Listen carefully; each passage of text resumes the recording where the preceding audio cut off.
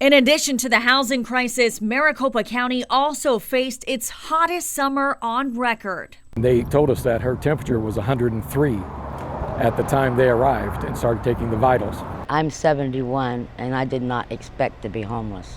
Most of the time you're hungry, you're thirsty, you have no money, and it's been hot. Maricopa County sprung into action, partnering with cities and local nonprofits to fund emergency heat shelters to keep people experiencing homelessness safe and healthy. For the summer of 2023, Maricopa County has invested $3.8 million for heat relief efforts in our community. Through these partnerships, the county served more than 41,000 people who were able to stay out of the dangerously hot temperatures at cooling centers throughout the county.